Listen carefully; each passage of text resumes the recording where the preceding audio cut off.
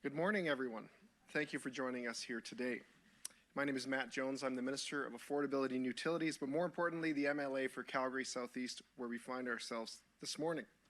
With us today are Education Minister Adriana LaGrange, Infrastructure Minister Nathan Neudorf, Cathie Williams, Board Chair for the Calgary Catholic School District, and Laura Hack, Board Chair for Calgary Board of Education. Before I turn things over, I would like to thank Principal Sheila Olson and her staff and students for hosting us here in this fantastic school. St. Gianna, which was completed in 2020, is one of many new and modern schools that have opened in Calgary over the past few years. Last May, I was fortunate to have the opportunity to participate in the blessing and dedication ceremony right here, and I'm happy to be back again. I'm very proud to be part of a government that prioritizes and invests in school infrastructure for our children, our communities, and the future success of our province. And I'm thrilled to be here to be a part of this exciting announcement. With that, I'd like to invite Education Minister Adriana LaGrange to the podium.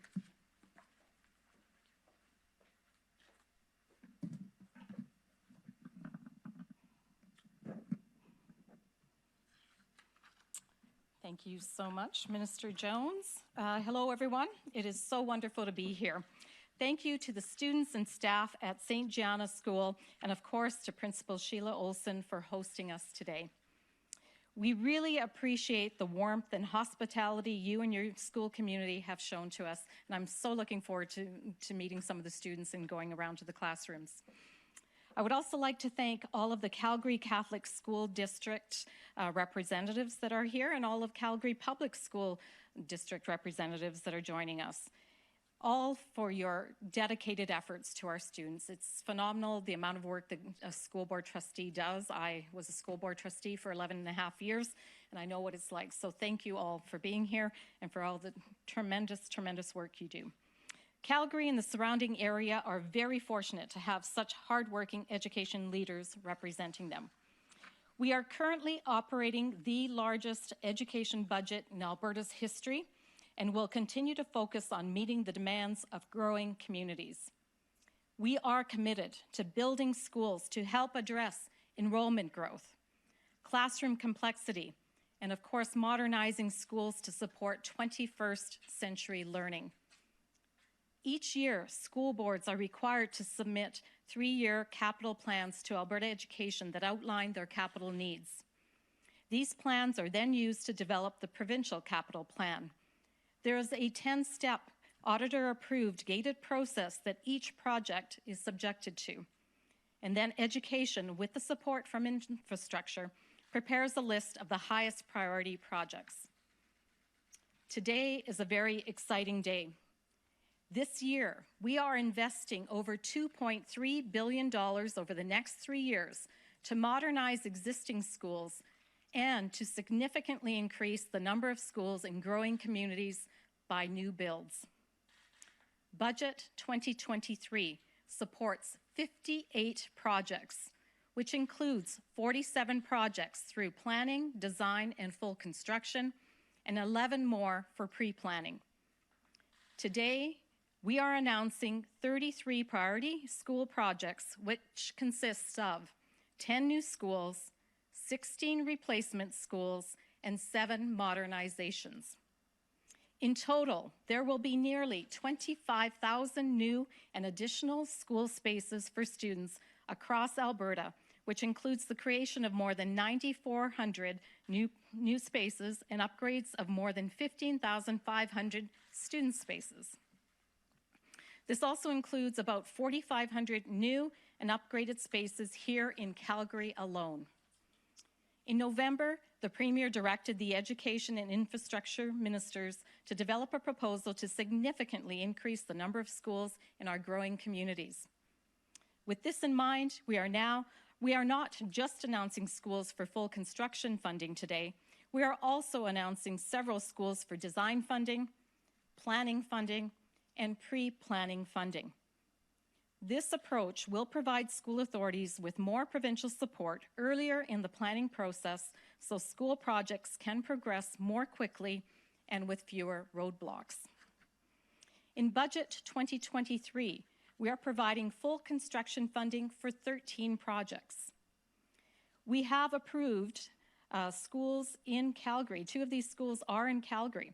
So one of them is we've approved a new K-9 Catholic school in Nolan Hill, which will help alleviate enrollment pressures felt by other Catholic schools in that part of the city.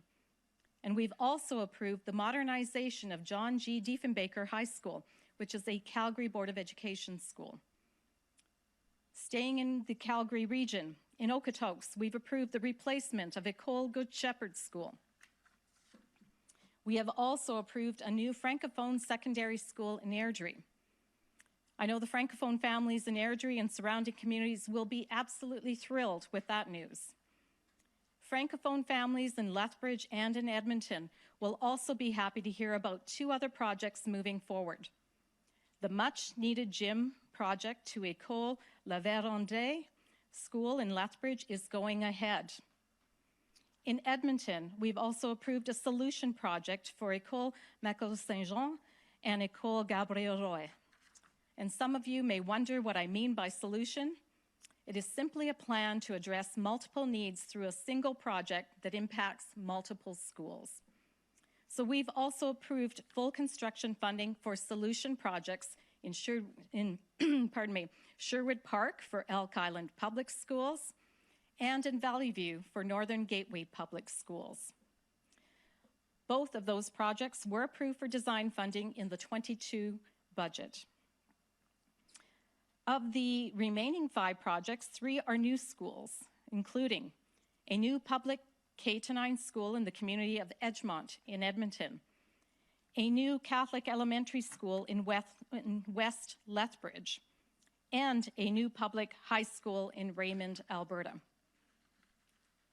The remaining 2 fully funded construction projects are both replacement schools. The replacement of Penhold Elementary School in Penhold will be fully funded. And we will also fully fund the replacement of Holy Family Catholic School in Wassetna. Both of these projects were given design funding through the previous budget. As you can see, all 4 projects approved for design funding in Budget 2022 have been approved for full construction funding in Budget 2023. This year, we have also approved 20 more projects from across the province for design funding. That includes 2 projects for the Calgary Catholic School Division, one in Calgary and one in Chestermere. I won't list all of the projects because you can find the projects in the news release, but I will stress that this design investment demonstrates our full commitment to these school projects.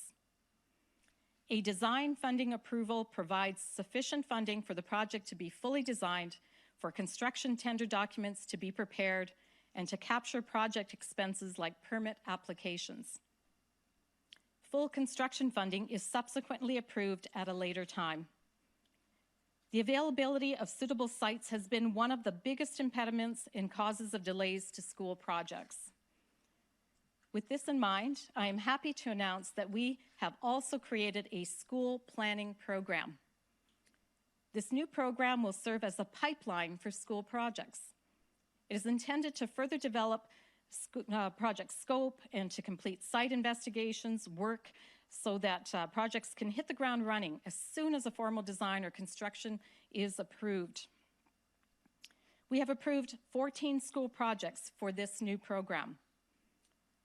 And beyond the school planning program, we know we can provide school authorities with even more support during the early stages of project development, which is why we have also approved 11 projects for pre-planning funds. We are taking a longer-term view with this approach. Pre-planning funding is intended for projects that are anticipated to be high priorities in the coming years. So this includes projects in new or developing neighborhoods, or projects that are still reasonably affordable to maintain and operate, but have several facility systems nearing the end of their lifespan. The 14 projects approved for the school planning program and the 11 schools approved for pre-planning funding can also be found in the news release or online. We are securing young Albertans and their families' future by investing in new schools and modernized spaces, so that students, families, and communities can benefit for decades to come. The province's annual capital planning process will continue, and we will proceed with recognizing the need for school projects across this great province of Alberta. Projects that are not approved for funding will be considered again when additional funding is available, if they are still a top priority for that particular school authority. By continuing to invest wisely and generously in our schools together, we will ensure students receive an enriching education that positively impacts their lives and prepares them for a successful future within the classroom and beyond. I'm so excited to bring out this list today, and thank you all for being here.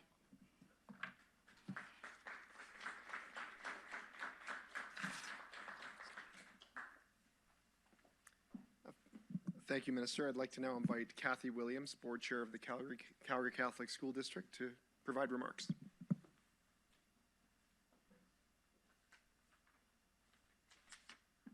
Thank you. And we are so pleased that we were given the request to host this today. So thank you very much to our minister and to you, our MLA, for this area. I do know Matt. We are so pleased that we are able to host this today. So hello and welcome to everyone who has joined us here today. I am Cathie Williams. I am the chair of the Board of Trustees of the Calgary Catholic School District. On behalf of our board and our district, it is my pleasure to welcome all our special guests that are gathered here today, especially the Minister of Education, the Honorable Adriana LaGrange, the Deputy Premier and Minister of Infrastructure, the Honorable Nathan Neudorf, and the Minister of Affordability and Utilities and MLA for Calgary South East, Matt Jones. From the Calgary School District, I would like to recognize my fellow trustees, Mary Martin, Linda Wellman, Myra D'Souza, Lori Ivanelli, and Shannon Cook. So I have my full board here today, which I'm very pleased to have. Our Chief Superintendent, Dr. Brian Zoomless, our Superintendents of Learning, Kathleen Kostiak and John McDonald, our Superintendent of Support Services, the man that's going to have a lot of work to do, given the announcements, Brad McDonald, School Principal, thank you, Sheila. I know you sort of got short notice on this, but I thank you for everything you did to make this happen, as well as all the other special guests. Thank you for joining us, as this is one of our newest schools, opened in September 2020 in the vibrant young community of Auburn Bay. St. Gianna was an Italian pediatrician who is the patron of mothers and physicians. So very fitting for this school to be named after someone with that biography, if you will. The school here, she is known for her love, faith, and grace. And it is wonderful that in this K-6 school, staff strive to create a welcoming environment where students feel loved and encouraged to try their best. It is always exciting for us to open a new school in Calgary Catholic in the growing communities that we have, just like we have here at St. Gianna. This is why we are very happy and grateful that our #1 priority of a new school, K-9 school in the northwest community of Nolan Hill, has been approved by the Government of Alberta for funding. As we go forward, and we are going to try to understand exactly how this works, because we do have to understand what the pre-planning means. But with no current local school, the Catholic Nolan Hill students currently face ride times of up to 45 minutes to other schools, given that the population in Calgary's northwest developing communities is expected to double by 2024. This project required urgent attention, so again, we thank the government for their investment into Catholic education at community schools. Providing high-quality Catholic learning environments is very important to us, obviously, and we do hope that as we move forward, we will see continued evidence that the government is going to work with us in developing schools in areas where we have this growth happening. We also anticipate receiving the full construction funding for the Rangeview High School and Chestermere K-9 School as soon as possible. After the design process is completed, these projects also need urgent attention. CCSD also appreciates the pre-planning commitment towards the construction of the K-9 school in Redstone, the enhancement of Bishop McNally High School, and the construction of a new West End High School. We thank the government for this, and we are trusting that as we go through the process, known as the GATE program, that we will be able to receive the funding to get these completed as required. Thank you, and thank you to the government for the announcements today.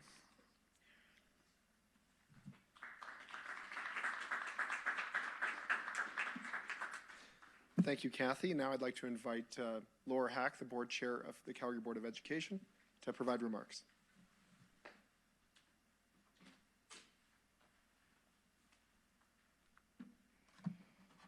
Thank you so much. Thank you, Minister LaGrange, Minister Neudorf, and Minister Jones for hosting and emceeing this event today. I know Cathie Williams did a big thank you as to who's here, but again, appreciate my counterpart as hosting this today. On behalf of CBE students, staff, and families, we thank the Government of Alberta for today's capital announcements. These investments in infrastructure are vital to support student learning opportunities in new and older buildings across our system. We're very pleased to hear today that we'll be receiving all 4 modernizations and 2 new planning and pre-planning for public schools within the CBE. This is good news and will be welcomed by all the communities of Huntington Hills, Whitehorn, Glenbrook, Cornerstone, and Saddle Ridge. New schools are always welcome in growing communities, and once built, quickly become the heart of the community. The schools announced for Cornerstone and Saddle Ridge communities will enable students to attend closer to home, while providing a dynamic space to support student learning needs of all of our students. We look forward to seeing shovels in ground on the projects as soon as possible. We know our Year 1 capital plan focused on modernizations. These breathe new life into our older schools and create dynamic spaces for all students to learn. More than half of CB schools are over 50 years old and require upgrades to ensure that students are learning in up-to-date environments. Modernizing schools enables them to offer more opportunities in career and technology studies, as well as science, technology, engineering, and math, our STEM programs. Investing in CB schools ensure Alberta's youth are equipped with the skills and knowledge they need to succeed and contribute to a strong and prosperous Alberta. In recent years, the Board of Trustees has placed a greater focus on these modernization requests, as highlighted in our 3-year school capital plan. We're pleased to see that all 4 much-needed requests are being fulfilled through full build-outs and planning stages. Coupled with yesterday's announcements and the increased investment in public education in this province, I want to thank you again, Minister LaGrange, for the capital announcements to meet the needs of students in relation to physical learning space. The Calgary Board of Education is thrilled with these announcements. Thank you.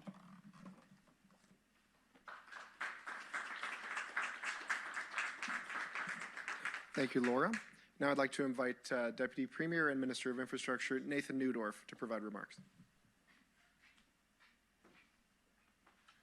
I don't think I need that. That's right. Good morning. It's fantastic to be here as Alberta's Infrastructure Minister. At Alberta Infrastructure, we are responsible for the delivery of new and modernized schools. Our focus is on building these schools on time and on budget, especially in communities where school spaces are needed the most. Right now, dozens of school projects are underway all across Alberta. These projects are either in planning, design, or construction and support thousands of jobs across the province. Looking to the future, there are critical school projects on the way. Yesterday in Edmonton, we presented Alberta with the budget 2023 and the capital plan. Through this budget, infrastructure will be responsible for $1.6 billion of the $2.3 billion of funding over the next 3 years for school projects across Alberta. This investment will result in approximately 25,000 new and modernized spaces for our kids. I'm excited to see so many kids in the back of the room as they're really and truly our future. I'm excited to be part of this announcement because local schools are vital for Alberta families and for our province. We take great pride in delivering schools at the best possible value that are built to last and meet the needs of Alberta's students and teachers today and into the future. Alberta infrastructure knows what a new or modernized school can mean, not just to students, but to the whole community. The official opening of a new or modernized school is a cause for celebration. And being involved in these events is one of the most fulfilling things that we get to do as an MLA or as a minister. Thanks to Budget 2023 and the capital plan, members of our government will have the honor of participating in many of these grand openings at schools and communities all over Alberta very soon. On that note, I personally look forward to 3 school projects in Lethbridge. So thank you again very much to Minister LaGrange for all her hard work, her strong advocacy, and support for students and teachers all across Alberta. And thank you to Minister Jones for hosting this event and all the hard work he does on behalf of families and students everywhere in this great province. Thank you very much.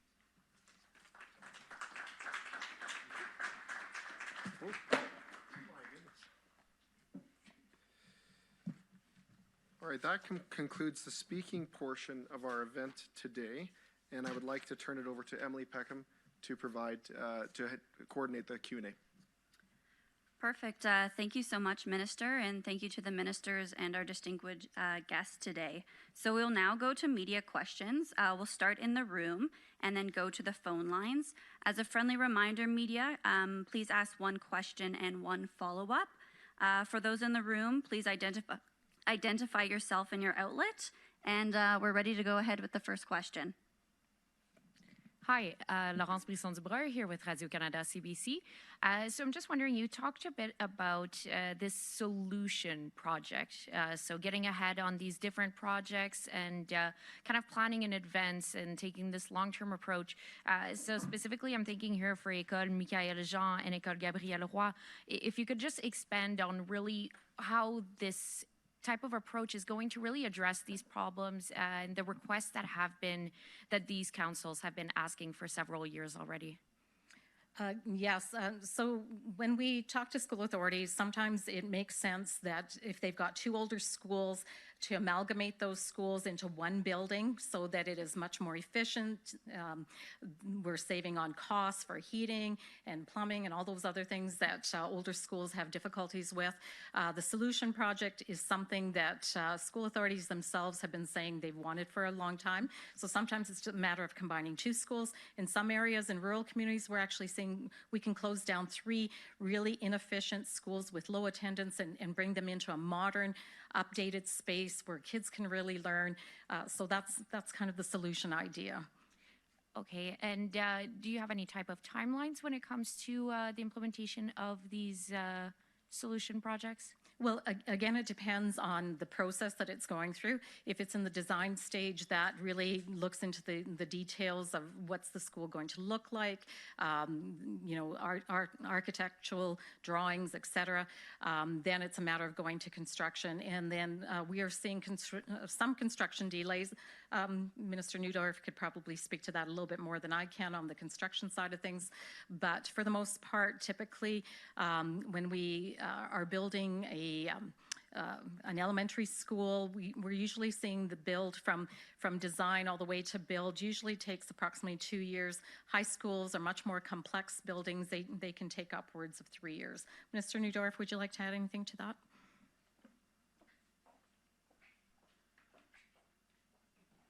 Sure. Really around the world, not just in Canada or Alberta, we've seen major impacts to our supply chain. And this has a significant effect on building timelines, particularly if it's related to key structural components like structural steel and some of those elements that take a lot longer to build. We continue to work through that every way that we can, and one of the focuses of our government to try to minimize that in the future is by making sure that we have, as Minister LaGrange pointed out, not just planning and design, but also pre-planning, where we can put as much effort into it up front to minimize those kind of things and get orders in place so when we start building, that process is as seamless as possible. Thank you. I just have one last question here. So I know that last year there was no projects that were approved to receive funding from the French school councils in Alberta. And so what do you think of this year's budget allocation in regards to these French schools? And do you think that this will make up for last year's and how none of these projects were able to move ahead? Well, I know that since I've been minister, the previous 3 budgets, we had 6 school builds for Francophone communities across the province. This will significantly add to that as well, the projects that we're announcing today. That being said, over the last decade, I know that 20 schools have been built for Francophone communities across the province. We're very committed to ensuring that they have great, modern, updated spaces for students to learn in. So we'll continue to invest heavily for Francophone communities. Thank you. Great, thanks. We'll move to the next reporter in the room. Hey, Tim Brooke with CTV. I just quickly have a couple questions about charter schools. I know Sure. The 4 UCP budgets, especially yesterday's, have a little bit more of an emphasis on chartered schools. I just want to ask you, what's the rationale behind that, and why specifically does our province need more charter schools? Well, right now, there are 20,000 students waiting on wait lists for charter schools. We have, over the last decade, since about 2015, not invested very much at all into charter schools and infrastructure. In fact, they tend to get hand-me-down schools from other school authorities. Often the schools are over 50 years old or more. We're looking at also the fact that when we have a $2.3 billion budget. Very little of it is going towards charter schools. The charter schools right now are leasing these other buildings, and we're looking to find, again, a solution similar to what we found in our rural areas and for our Francophone communities. Is there a solution that we can provide for charter schools, updated spaces, just like everyone else has, and yet fulfills that need to be able to address those long wait lists? And I understand that these schools are public schools, but just for the sake of the question, there's a number of people that say that charter schools take away from other public schools in Alberta, if that makes sense. I'm just wondering what you would say to those people who claim that, students in K-12, let's say CBE, are maybe not getting the money, the funding that they need because the government is investing so heavily into these charter schools. Well, again, out of the $2.3 billion, there's only $171 million going to charter schools. And of that's, if you spread it out over the at least a decade that they've received next to nothing, I think it's just a minor injection into the charter schools. Again, charter schools are public schools. Those are our students. They, they are Alberta students, and they deserve to be in good school spaces as well. And as I said earlier, there's over 20,000 students on a wait list. Those students, if they weren't in a charter school, would be in a different school. And so when we're looking at all the schools that we're building, we are building 58 new schools. That's on top of the 66 that we already have in flux. So that is addressing the needs right across the province, and every student deserves to be learning in a good space. Thank you. Great, thank you. Space. We'll go to the last reporter in the room. Megan Cobb, Global News. So when you're looking at the new school that's going up in Nolan Hill and some of these remodernizations, what went into the decision to pick the locations where the new school would be, or what schools were going to be modernized? Well, that actually is done at the school authority level. They look at their needs within their school community, where enrollment growth is, where the locations are. They work with the municipality to determine where a site can be located.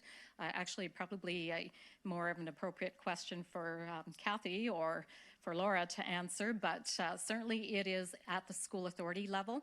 Then they put it in their 3-year education plan, and as I said, then it comes to the department, and we go through a 10-step gated process that is auditor approved. And at the end of that, those high priority needs rise to the surface, and we work with infrastructure to determine what we can do and how we can do it within the budgets that we have. Yeah, and so we've talked a little bit about French schools and charter schools, and as our education options continue to grow in the province, is there any kind of look or thought into busing or how to get students to those different options regardless of where they live in the city?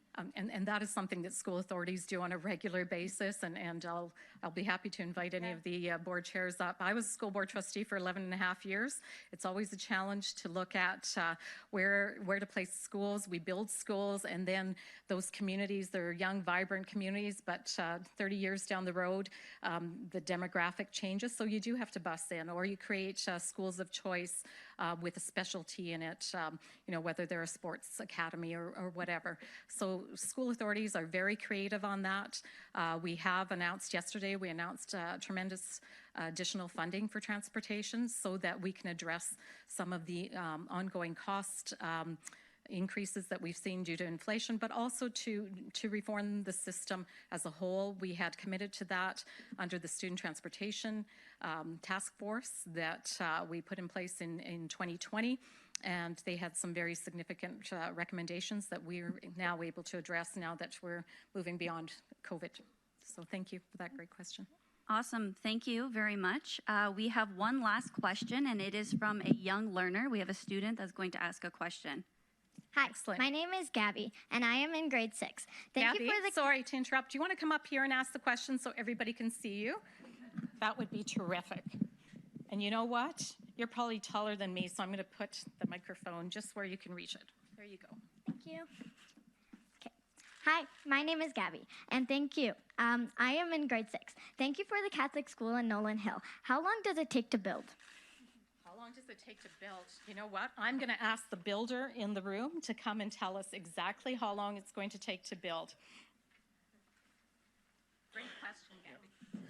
Great question, Gabby. Thank you for being brave enough to come up in front of all these cameras and lights to ask that question. School building times are related to how big the school is. So high schools are often much larger than middle schools, and middle schools are bigger than elementary schools. So I think this is an elementary school we're talking about. And they typically like to have those built in 2 years or less. Sometimes 18 months is nice. And what they try to align that with, and one of the big challenges is weather, when they start. When you're in the middle of winter right now, you can't do the digging in the ground and putting the concrete in the ground. You have to wait till springtime to be able to start that. And then you work as hard as you can before the next winter sets in so that it doesn't delay you any further. But that's generally what we aim for with an elementary school, between 18 months and 2 years. Thank you so much, Minister. And Gabby, you do get a follow-up question. Do you have one more question since you have the Minister of Education in front of you? No. Thank you so much, Gabby. If I can get rid of homework? No. Great job. Thank you.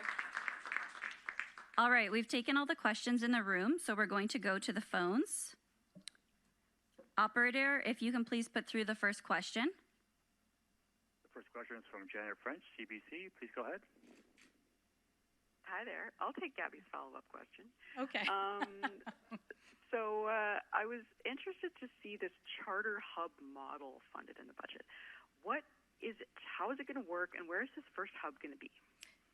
Well, there's a location being explored right now. I don't want to say too much because there's negotiations going on. But that being said, it would look like 2 or 3, possibly 4 even charter schools coming together under one roof, sharing common facilities such as gymnasiums, lab space, maximizing space so that everyone can benefit without having to build independent schools for each one of them.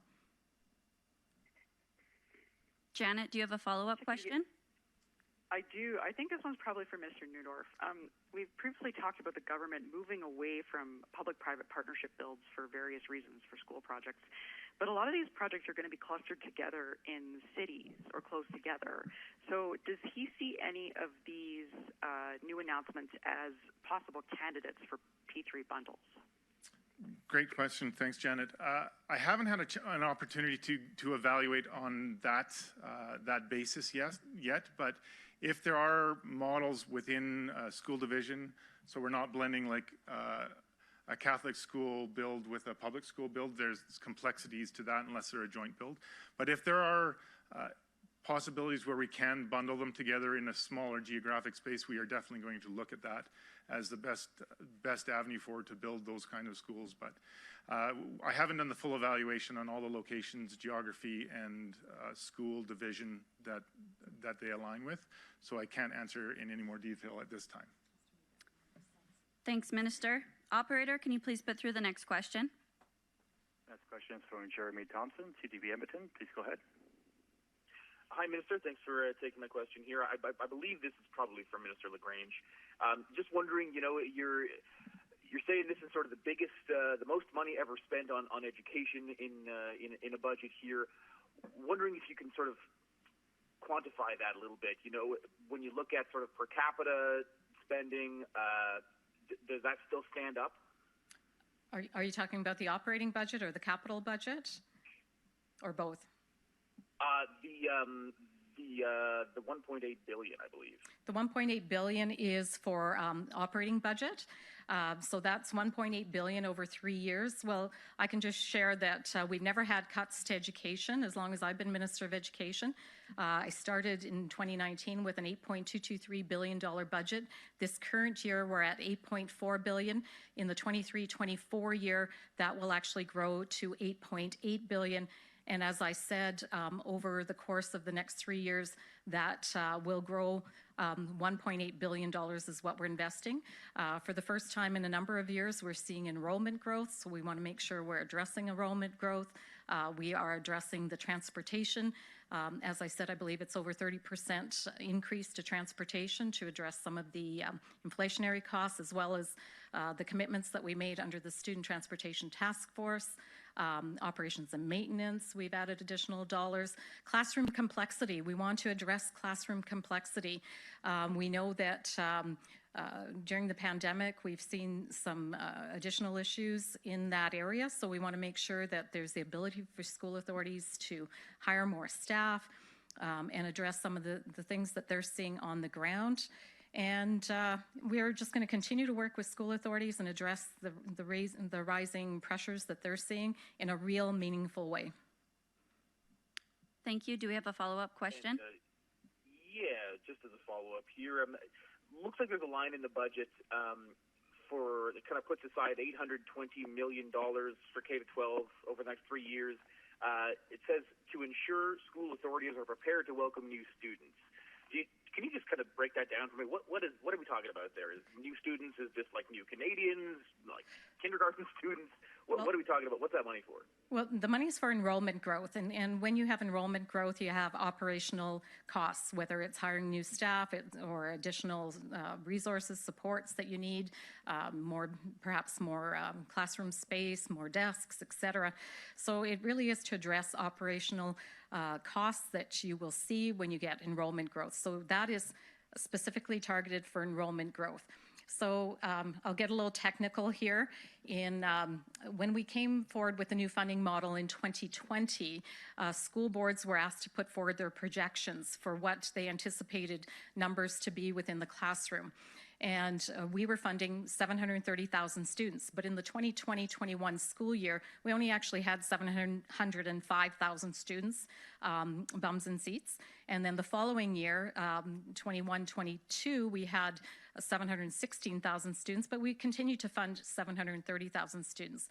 This year, we actually saw more than 730,000 students attend, so we added additional supplemental enrollment growth funding to school boards. That was in-year funding, and we've captured that as well as what we anticipate to be further enrollment growth in the next 23-24 school year. So we really want to make sure that school authorities have the funding that they need to support students and families that are coming to Alberta. We've seen tremendous influx of people coming to Alberta because I believe that we have an economic climate that really supports young families coming here and really thriving.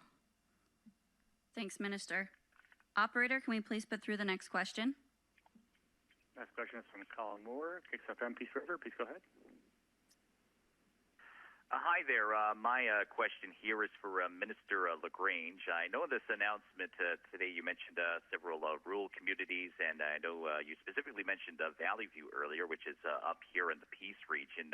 How important is it with some of these school funding announcements that rural Alberta also gets kind of represented as part of this as well? Well, and it's very important because typically rural Alberta, a lot of the infrastructure is older infrastructure. Some of them are seeing declining enrollments as well. And we want to make sure that students, regardless of where you live in the province, have equity, that you are able to learn in modern, updated spaces, just like any other student, regardless of where you are. You know, when we build a new school, we have modern technology incorporated into the school. I've had the pleasure of going across this great province and seeing schools everywhere, and some of the schools have not been, the infrastructure has not been addressed or replaced or modernized for a very long time, and that's unacceptable. So we need to address that, and we have to have that equity right across the province. Perfect, thank you. Do we have a follow-up question? Yeah, as a kind of a follow-up to that, I know that kind of this process you're dealing with the many different school divisions across the province. Does the divisions that are more in rural areas, do they sometimes have sort of kind of different sort of wants or requests for what they have in their schools compared to what you'd get in, say, the big cities? Sometimes they are. Again, they put forward their 3-year capital plan, but sometimes they're focused on solutions, as I indicated earlier, that, you know, rather than, you know, wanting a new school built in a specific area, they're saying, well, why can't we do maybe a solution somewhere in the middle where we can amalgamate a number of school areas and still be central to where all the students are and not increase ride times for our students. So they're looking at ways to make things better within their communities. That's why you know, having been a former school board trustee for 11 and a half years, I really believe in local autonomy and local decision making, because you're closer to the ground, to the community, those that are really impacted by the decisions you make. So I really appreciate when school authorities, whether they're rural or urban, that they are able to assess what their needs are and then put them forward. And sometimes those needs change over time, and they're able to fine-tune that on a year-to-year basis. Thank you, Minister. Operator, please put through the next question. Next question is from Catherine Gifkowski, Alberta Today. Please go ahead. Hi, Minister. I'm hoping you can help me out because I'm not seeing anything in the business plans or budget plans about this new school planning program. So I see a little bit of detail in the news release about what it is, but what I'm having trouble with is understanding what the government will do under this plan and what will be the responsibility of the school authority. Can you give me a quick overview of what it will be all about? Well, like any of the plans, that the money goes to the school authority to do the work. And so with the pre-planning dollars, they will go to the school authority, and then they will do some of that pre-planning work that is required. If they start to advance quickly, then we can move that along to planning dollars, and then obviously it goes down the pipeline to design and then further on to construction. We really want to make this a transparent process. The one thing that I have heard consistently from school authorities, and something that I also advocated for when I was a school board trustee, was transparency. So we could see where in the continuum of the whole process, was the school that we were wanting to have built. And so this way you can see where it's starting and where it's going to go. You know that once you've had pre-planning dollars, that it's going to go to planning. Once you've had planning dollars and that work is done, it's going to go to design. And once you've had design, it will go to construction and full build. There's no ambiguity there. It's very transparent and open, and hopefully will help school authorities better plan their communities and their builds as you move forward. Thank you. And a follow-up question? Yeah, so will that then be published somewhere? Would the government give the feedback directly to the school authority? I'm just wondering where the transparency comes in. Well, you can see all the schools that are in the pipeline right now. All 58 schools are now mentioned. Typically, what we used to do in the past was only announce design or construction, I should say, and that would limit it down to just a very small number of schools that fit that category. But oftentimes we still had to do all the pre-planning and the planning. So we would announce school, but none of the pre-planning or planning had really taken place. Now we can have that pre-planning happening, the planning happening, the design happening, and once the design and everything is done and we go full construction, we know we are able to hit the ground running. Typically in the past that hasn't always been the case, because sometimes we had stumbling blocks that, the geotechnical didn't turn out right, or we've had all sorts of interesting delays. This way we know that these are moving through the process in a timely manner. Great, thank you. Operator, please put through the next question. Next question is from Eva Ferguson, Calgary Herald. Please go ahead. Yes, thank you. I just want to be clear in terms of what I heard in terms of full construction funding for Calgary today. I heard the minister say there's funding for one new school at Calgary Catholic in Nolan Hill and modernization funding for CBE's Diefenbaker High School, which I believe was previously funded and where renovations are actually close to completion. So since we are in Calgary today, I'm wondering if you can just list specifically how many new schools Calgary is actually getting. Because when I look at the full construction funding list, I only see one actual new school for Calgary. And Calgary Board of Education, which I believe is the largest school board in the country, is not actually not getting any new schools. Well, when you look at the pre-planning, the planning, the design, and the construction funding, I don't have them broken out just for Calgary here. Perhaps Laura can come in and talk about the Calgary Public. Simply because there's 58 schools, they're all kind of broken into the individual projects here, but go ahead, Laura. You can tell them. Yeah, so in the full funding, we are receiving John G. Diefenbaker. And just a little bit of a correction there. We have not started any of that modernization, has not been announced. This is brand new and very exciting for that school, having just toured there recently. In the planning and pre-planning is where our other 5 are. 3 of them modernizations, 2 in the pre-planning, a pre-planning for a new build, and a planning for a high school, and a planning for one of our modernizations as well. And I guess I can add that I do now recall that there was one school that was looked at to be put into design, but it wasn't quite ready. So if it advances through the planning stage quicker than anticipated, it'll move to design much quicker as well. Great, thank you. And a follow-up? Yes, thank you. I know that charters were touched on previously, but I had another question around Budget 23 and charters. My understanding that the Choice in Education Act, the charters are approved for funding if they provide unique programming, something that's not offered at public schools. Or if they're a vocational program or a STEM program under the Education Act. They don't have to be unique if they're a vocational or STEM program. Oh, I see. Okay. So are you saying that what is being offered now then in charters is not being duplicated in the public system? Charter schools have a responsibility to bring in new research-based pedagogy and to also provide feedback to the greater system as a whole of the work that they're doing, particularly when they're seeing successes that can be emulated in other school authorities and public school authorities. They're basically like incubator spaces for new ideas of teaching. And so it's very much encouraged that then we get that feedback, and I'm awaiting a report from the charter schools that I can then share with all the public schools across the province.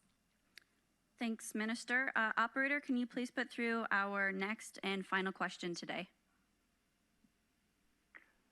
Next caller is Emmanuel Prince, Radio Canada. Please go ahead.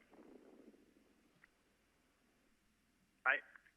Just to circle back on the Francophone school, could you tell us why it took so many years to allow funding for Gabriel Roy and Michael Jean schools? Because it's been years and years that Conseil Scolaire wanted these in Edmonton, and it's only happening in 2023. So could you tell us why it took so long?